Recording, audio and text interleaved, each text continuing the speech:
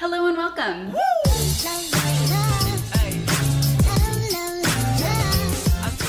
My name is Emmie. I'm a nutritionist and the creator of the Slim on Starch program, where you work with me as well as a mindset coach and a nutrition coach to lose weight on a plant-based diet. And today I'm going to be showing you everything that I'm eating. If you haven't seen the last vlog, I just went and visited my best friends in LA, and we went down to Laguna Beach to this place called The Stand. Boy, do I love that place. Somebody commented on this video, and this person, you are a genius. They said, Emmie, in a video, you should try to recreate everything that you had on your LA trip. Yes, I should, and I will, and we're starting today. The first thing that I'm going to be eating is recreating the tacos that I got at The Stand in Laguna Beach. So I'm starting out with some fresh broccoli, and I am also taking some red bell peppers that I've sliced up. I'm using my microwave steamer, which is one of my most used items in this kitchen, and I will link it in the down bar. I got it on Amazon, so you can just go into the description bar and get the exact one that I use. And I'm breaking up the broccoli into even-sized pieces so that it cooks evenly, and putting that in, as well as putting the bell peppers in here.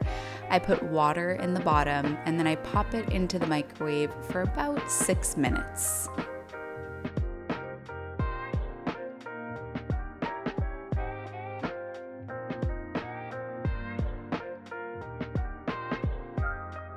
Now I'm taking these corn tortillas. I just got these from the grocery store, and you just want to check the ingredients and make sure that they haven't added anything besides corn, water, lime, salt.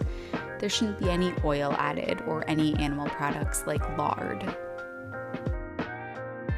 Now I'm taking this pico de gallo. I just got this from the grocery store.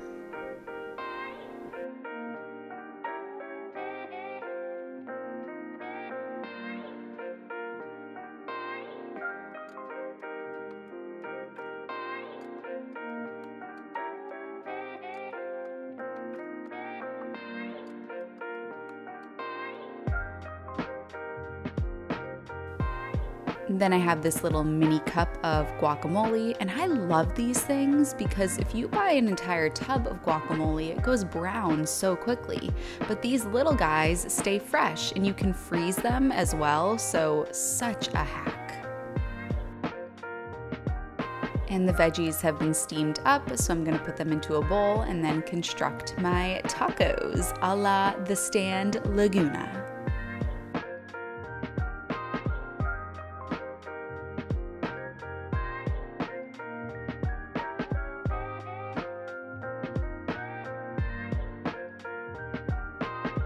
Now listen, I know what you're thinking. Emmie, are you eating vegetables in the morning?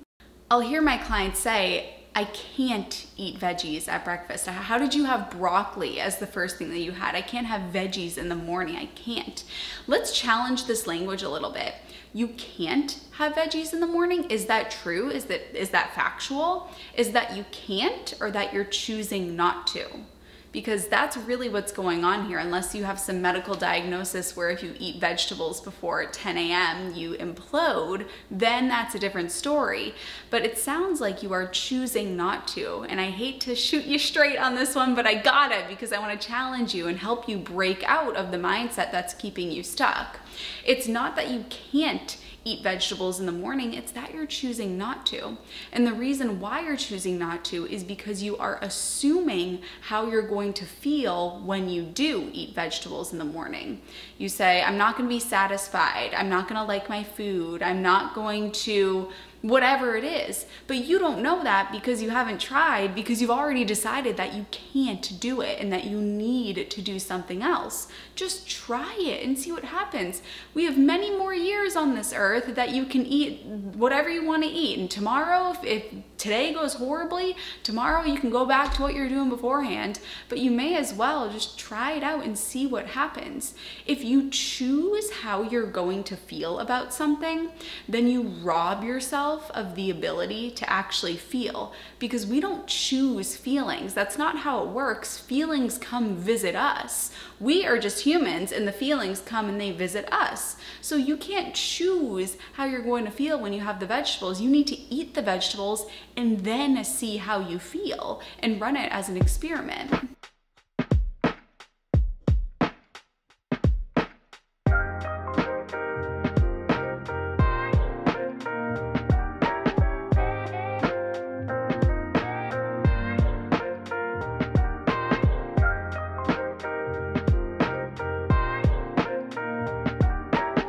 Back in the kitchen, it's a little bit later. My protege is behind me. I am going to make one of my favorite things in the world, which is baked sweet potatoes. I could eat this every single day for every single meal. In fact, I documented on my channel once I only ate potatoes for an entire month. I really could do this. The reason why I don't, because genuinely I would be happy as a clam just eating potatoes for the rest of my life. But the reason why I don't do this is because our gut would not be very happy with me if you and I don't have the same gut, but you know what our guts need diversity in our diet. And so for me to eat one food for the rest of my life, my gut would be shocked. This really is one of my staple meals that I could eat every single day. And I pretty much eat sweet potatoes every single day. So let me just show you what it is and then we'll talk. Today I decided to have the Hannah yams. These are also called Jersey whites, a white sweet potato. They're all pretty much the same thing. There might be some nuances chemically to them, but they're pretty much the same thing. So I have 3 of these little guys. They fit in the palm of my hand, which is my favorite size sweet potato. I just love the way it cooks. If you get the ginormous ones, they don't cook evenly, but these guys, if they fit in the palm of your hand, they're gonna cook really well. I've cut off the ends. I usually poke them with a fork, but today I decided to cut off the ends and put them directly on the oven rack at 400 degrees Fahrenheit and just left them in there for about 50 minutes. I set it for an hour, but I checked and they were definitely done at about 50 minutes. And then I paired it with lettuce. This is romaine lettuce, which I almost always have in the fridge.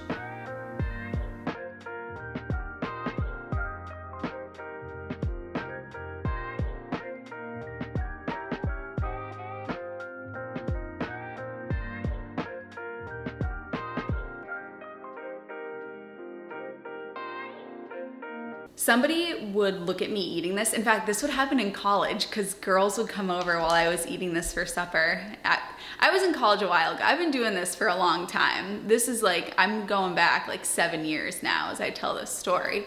And I would eat this in college, and I lived in a sorority house, and people would come and they would look at it and they'd say, wait, what is going on here?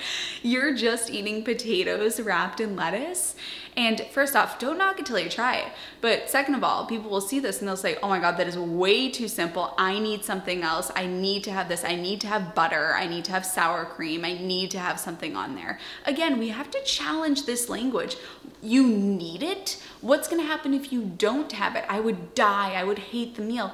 Well, give yourself a chance because I'm not seeing you try it. So let's try it out and see what happens.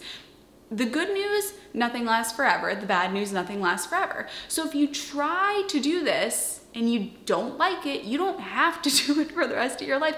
Listen, you could make a plate of the sweet potatoes and the lettuce and take one bite and then decide, and if it's horrible, then add whatever you want to add to it. But at least you're trying it out and you're taking the step and opening yourself up to the idea of eating very simply. I love to eat simply because then I don't have to worry about anything else. The reason why this is one of my staple meals is because I throw the potatoes in the oven, I have the lettuce in the fridge, and then I'm done. I don't have to fuss around with anything else, and it's absolutely delicious.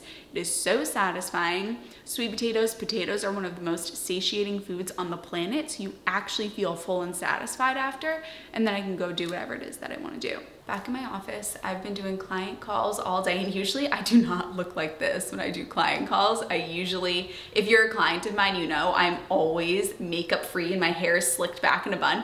And the reason for that is because I think better when I don't have makeup on and my hair is not done and my hair is slicked back and I'm in like my workout gear. That is when my brain is firing on all cylinders, which is why I'm like, I should do a podcast so I can just, I mean, I have a podcast. It's just the audio versions of my YouTube videos, and it's in the down bar if you want to listen to my YouTube videos while you walk, because I know when you close out the YouTube app, anyway. So where am I going with this? Usually, if you're a client of mine, you know when we are on calls, my hair is slicked back, I have no makeup on because I want to be razor sharp and be able to zone in, just me focusing on what my clients are talking about.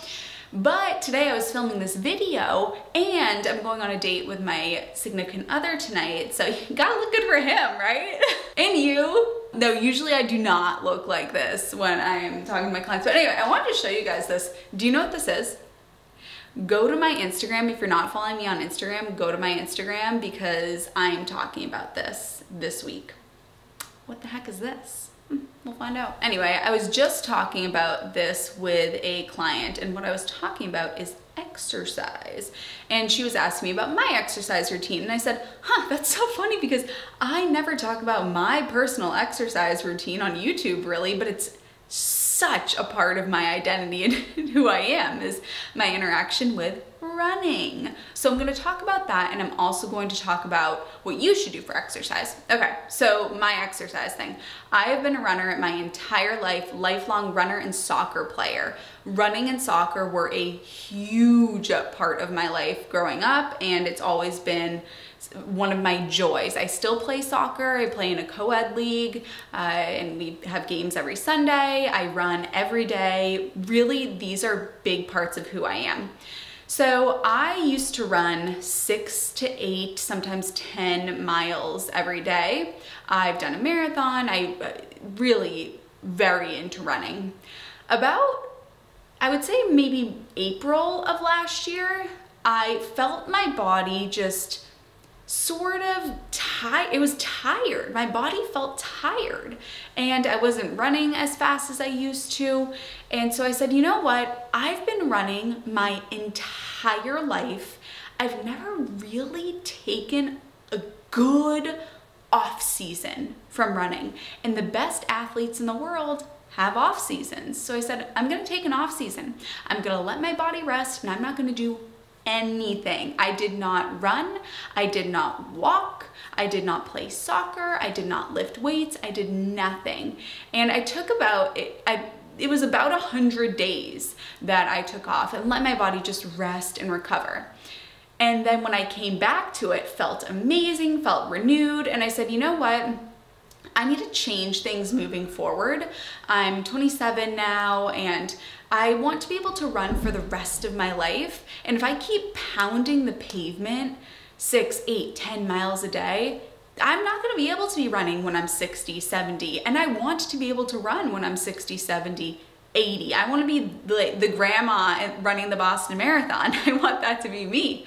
So the way to get there is not to pound the pavement in your 20s and your 30s, because you're not going to make it to 40, 50, 60. So I halved my running. And when I came back to running, I started very slowly because my knees, if I just went right back to running, just straight from the get-go, I would have gotten an injury. So I started out very slowly doing a 1 mile run, a 1.5 mile run, and just getting back into it. And now I run 3 miles every day, which is really great because you can run fast, you get it done in less than a half hour, and I get in an extra 2 miles of walking on top of the 3 mile run. And then I also do weight training. So I love to train my legs and my glutes because growing up being a soccer player and a runner, I have very strong legs, and that's sort of how I'm shaped. So I just have a strong lower half, a very weak upper half. So I love to train my abs, I love to train my glutes and my legs, and I will do arms because it's important to do the whole body, but I just really love having very strong legs. So I do weight training. Yes, I do weight training every day, and I do that every day. And if my body, right now, I don't take a rest day, I don't feel that I need to, but I mean, listen, I do listen to my body. Last year I took 100 days off because my body felt tired. What should you do for exercise? What you shouldn't do is sit all day long and then get in a 30-minute workout and think that you're good to go. And the reason why is not because of weight loss, the reason why is because of health. When you sit all day long, you're impairing blood flow. The way that we sit, blood flow is not going to be flowing throughout your entire body because it's very hard in the lower back to keep the blood moving. This is why sometimes your butt falls asleep and your legs fall asleep. And for circulatory reasons, that's no good. We've got to have blood pumping throughout our entire body. And when we sit, we impair our blood flow. And impaired blood flow, as we know, this is what leads to heart attack. This is what leads to stroke when blood flow is not doing what it needs to do. So get a standing desk, but also make sure that you're moving your body throughout the day in a way that you enjoy, whether it's going to Zumba, whether it's going for a walk. I don't care what it is, doing a dance class on YouTube, just dancing in general and putting on music, going for a run, playing soccer, playing hockey. Whatever it is, get your body moving and make sure that you're moving throughout the day and you're not just sitting sedentary, because it's not even a weight loss thing, guys. It's a health thing. And we are all about health on this channel because, as I say, when you focus on health, you lose weight as a side effect. When you focus on weight loss, you lose health as a side effect, because when you focus on weight loss, you end up doing things like keto and you do crazy things that are so unsustainable and so bad for your long-term health. And we do not do that here. We are sustainable, we focus on health, and as a result of that, our body ends up exactly where it needs to, where nature designed for it to be. So what should you do for exercise? Every day, move your body in a way that you enjoy. And I would aim for at least doing that for a half hour, and make sure that you're moving throughout the day. You're standing up, you're sitting down, because we don't want to impair blood flow. And with that, I'm going to get back to some client calls, and then we're gonna go for sushi tonight. All right, so it is now around, can you see? It's around 3:30-ish. My significant other is gonna be coming over. Well, it's almost 3:30 because I have a call at 3:30, so I know it's not 3:30. But I have a little window between, so I have a call 3:30 to 4, and then I have a call at 4:30, and then my significant other is gonna come over. After that, we'll hang out a bit, and then we'll go to sushi. But I'm gonna eat a bowl of oatmeal right now because this sushi place, I love them, I love them, I love them. Why am I still wearing my glasses? I love them, but they, you know, they take their sweet time, which is fine. It's absolutely fine. But if it's 3:30 right now, and then by the time the sushi gets on the table, you know, that's just too many hours away. So I'm going to have something right now. I'm gonna have a little bowl of oatmeal, and oh my goodness, I'm having oatmeal at 3:25. Well, actually I'm gonna end up having it at 4. Oh, this is a good one then. Yeah, so I'm gonna end up eating my oatmeal at 4. And that is, for many people, that's a no-no. You can't eat at 4. You have to wait until dinner time. Well, you know, here's another Emmie-ism for you. Eat now or eat later. But when you eat later, the quantity is always greater. So if I don't eat now, I'm gonna get to sushi and I'm gonna eat the entire restaurant. So I'm gonna eat my oatmeal now. Now, I just wanted a little something just to tide me over. So I just had 1/3 of a cup of oats, which is a very small amount, but I just need a little something before we were going to sushi later. And like I said, they take their sweet time, which is totally fine, but I didn't want to be super, super hungry. So I had a 1/3 cup of oats, and then I made this seed mix, and it's a combination of flax seeds, chia seeds, hemp seeds, some ground up pumpkin seeds, and cinnamon, and I put that on top.